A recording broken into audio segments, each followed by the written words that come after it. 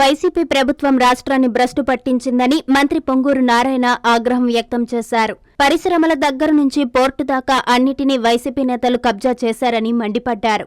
Revenue శాఖలో గత ప్రభుత్వంలో జరిగిన తప్పిదాలను సరిదిద్దేందుకే సీఎం చంద్రబాబు రెవెన్యూ సదస్సులకు శ్రీకారం చుట్టారని ఆయన వెల్లడించారు. నెల్లూరు బాలాజీనగర్లోని కళ్యాణ మండపంలో జరిగిన రెవెన్యూ సదస్సులో కలెక్టర్ ఆనంద్, ఆర్డీఓ అనుషతో కలిసి మంత్రి హాజరయ్యారు. ఈ సందర్భంగా ప్రజల నుంచి వచ్చిన విజ్ఞప్తులను స్వీకరించి వారికి త్వరితగతిన న్యాయం చేయాలని అధికారులను ఆదేశించారు. అనంతరం మంత్రి మీడియాతో మాట్లాడారు. సామాన్యులను భయభ్రాంతులకు గురిచేస్తూ వైసీపీ నేతలు వేల ఎకరాల భూములను కబ్జా చేశారని విమర్శించారు.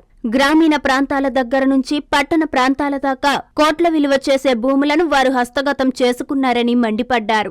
రెవెన్యూ సదస్సులో వచ్చిన భూ సమస్యలను నెల రోజుల్లోనే అధికారులు పరిష్కరిస్తారన్నారు. ప్రజా సమస్యలను పరిష్కరించే విధంగా చట్టాన్ని తీసుకొచ్చిన ముఖ్యమంత్రికి ప్రజల తరపున ధన్యవాదాలు తెలుపుతున్నట్లు మంత్రి నారాయణ స్పష్టం చేశారు. రాష్ట్రంలో అన్ని గ్రామాలలో, మండలాల్లో, జిల్లాల్లో యొక్క వార్డులలో ఈరోజు రెవెన్యూ సదస్సు స్టార్ట్ అయినాయి. ఈ నెల 6వ తేదీ నుంచి, అంటే ఈ రోజు నుంచి వచ్చే నెల 8వ తేదీ వరకు, అంటే 33 రోజులు ఈ రెవెన్యూ సదస్సులు జరుగుతాయి. ఈ రెవెన్యూ సదస్సు పెట్టడానికి ముఖ్య కారణం ఏంటంటే గత ప్రభుత్వం, వైసీపీ ప్రభుత్వం, మీకు అందరికీ తెలుసు, వాళ్ళ పని కేవలం ల్యాండ్స్ని కబ్జా చేయటమే.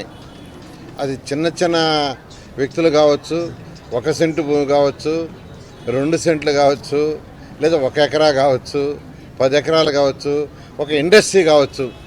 అక్కడాక ఇండస్ట్రీస్ని కూడా వదల్లా, వాళ్ళని కూడా కైవసం చేసుకున్నారు. పోర్ట్లు వదల్లా, పోర్ట్లు ఉన్నవాడు కూడా కైవసం చేసుకున్నారు. ఇలా ల్యాండ్ గ్రాబింగ్ బాగా జరిగింది. ప్రజలు భయభ్రాంతులు అయిపోయారు. మన ల్యాండ్ ఉంటుందో లేదో అని. జనరల్గా మన డాక్యుమెంట్స్ మీద ఎవరి బొమ్మలు ఉండవు, సీఎం గారు బొమ్మ వేసుకున్నారు. మన డాక్యుమెంట్స్ మీద ఆయన ఏందండి వేసేది? మన డాక్యుమెంట్ మీద జగన్మోహన్ రెడ్డి బొమ్మ. అది ఎంత అన్యాయం! ఈ విధంగా యాక్చువల్గా గత ప్రభుత్వం అరాచకాలు చేసినాయి. ఆ ప్రభుత్వంలో ప్రజా పరిపాలన లేదు, ప్రజా పరిపాలన పోయింది. ఏ ఎమ్మెల్యే అనుకుంటే వాళ్ళకే ల్యాండ్, లేదా ఆయన తీసుకోవటం. ఎమ్మెల్యేనా తీసుకున్నాడు, ఇలాంటి ఎవరికన్నా ఇప్పించేవాడు.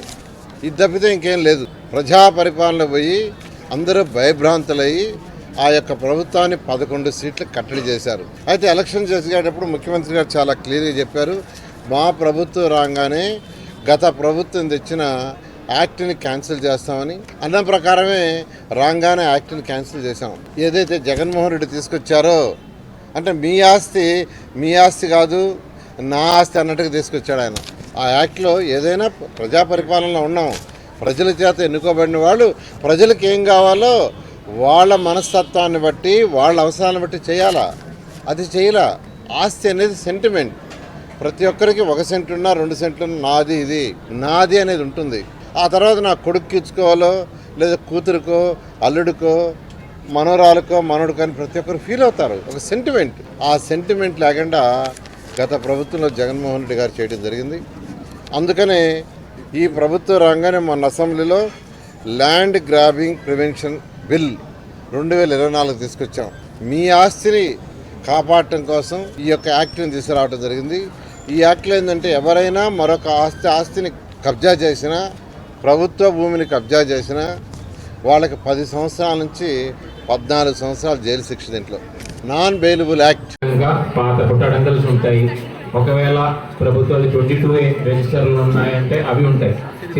ఇలాంటివి అన్ని రికార్డుతో సహా జనాల దగ్గర గ్రామ స్థాయికి వెళ్ళి అక్కడ ఉన్న సమస్యలు, అక్కడ వాళ్ళు చాలా కాలం నుంచి ఉన్న సమస్యలు ఉండొచ్చు, కొత్తగా రైస్ అయిన సమస్యలు ఉండొచ్చు, ఇవన్నీ కూడా ఆ రోజు నమోదు చేయడం అవుతాయి.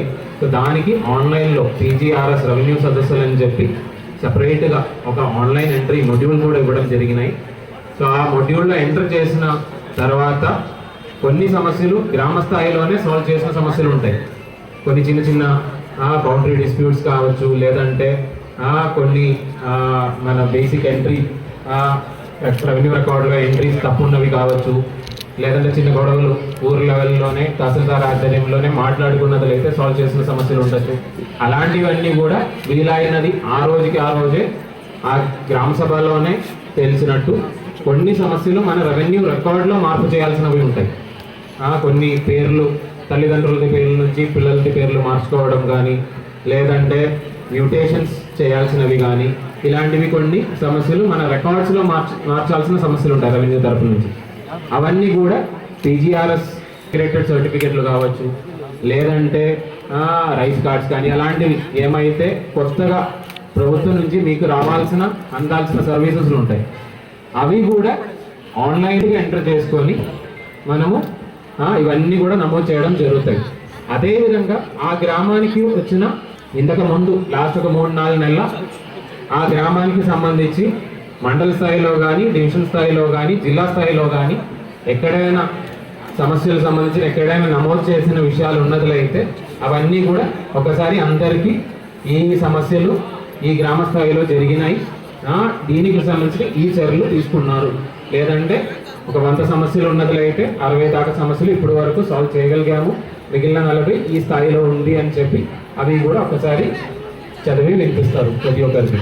సో ఈ యొక్క పద్ధతి కింద మనం అనుకున్నది ఏంటంటే నెక్స్ట్ ఒక 30 రోజులు రెవెన్యూ యంత్రాంగం జనాలకి దగ్గరకి వెళ్తారు, వాళ్ళ సమస్యలు వాళ్ళు ఆఫీస్కి రాకుండానే మన స్థాయికి వస్తుంది, అది మనం నమోదు చేసిన తర్వాత రాబోయే రోజుల్లో ఇది సాల్వ్ చేస్తాము. సో ఈ యొక్క ఉద్దేశంతో రెవెన్యూ సదస్సులు చేయడం జరిగినాయి. మనం ఈ రెవెన్యూ సదస్సులు మొదలు పెట్టిన ముందు కొన్ని ఆల్మోస్ట్ ఒక 300 గ్రామాల పైన రీసర్వే అయిన గ్రామాలు ఉన్నాయి. అక్కడ రీసర్వే గ్రామ సభలు కూడా జరిగి ఉన్నాయి. సో ఆ రీసర్వే గ్రామ సభలు వచ్చిన సమస్యలు కూడా సుమారుగా ఒక 8,000 సమస్యలు మనకి జిల్లా వ్యాప్తంగా వచ్చింది. దాంట్లో ఒక 1,500 దాకా మనం సాల్వ్ చేయగలిగాము, మిగిలిన ఇంకా కూడా సాల్వ్ చేయాల్సినవి ఉన్నాయి, అది కూడా మనం చేయబోతున్నాము. సో ఈ గ్రామంలో కూడా అంటే ఫస్ట్ మన ప్రయారిటీ ఏంటంటే సుమారు ఒక 400 గ్రామాల్లో మనకి రీసర్వే జరగలేదు, ఆ గ్రామానికి ఫస్ట్ ప్రయారిటీ ఇచ్చుకొని ఆ గ్రామాల్లో ముందుగా ఈ రెవెన్యూ గ్రీవెన్స్లు నడపబోతున్నాము. దాని తర్వాత December 20th సుమారుగా నెక్స్ట్ ఒక 20-30 రోజులు మనకు ఈ 400 గ్రామాలు అయిపోతాయి. దాని తర్వాత రీసర్వే గ్రామాల్లో కూడా మళ్ళీ ఒకసారి కూడా ఈ రెవెన్యూ సర్వీసులు నడపబోతున్నాము. సో మన ప్లాన్ ఏంటంటే ఇంకా రాబోయే 30-40 రోజుల్లో January 8వ తేదీ లోపల జిల్లాలో ప్రతి ఒక్క గ్రామాల్లో ప్రతి ఒక్క రెవెన్యూ విలేజ్లో కూడా తహసీల్దార్ ఆధ్వర్యంలో ఖచ్చితంగా తహసీల్దార్ ఉండి విఆర్ఓ, డిటి, సర్వేయరు, అదేవిధంగా ఆర్ఐ వీళ్ళందరూ కూడా కలిసి కూర్చొని ఆ సమస్యలు సాల్వ్ చేయడం అనే ఉద్దేశంతో ఈ రెవెన్యూ సదస్సులు మనం చేయబోతున్నాము.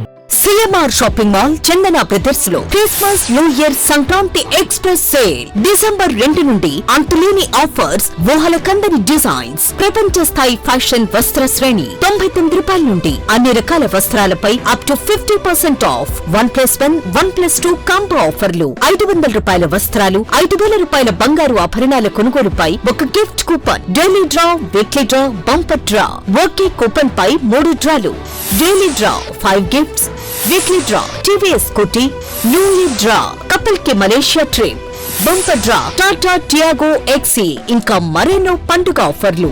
CMR shopping mall, Chandana brothers, Nellore.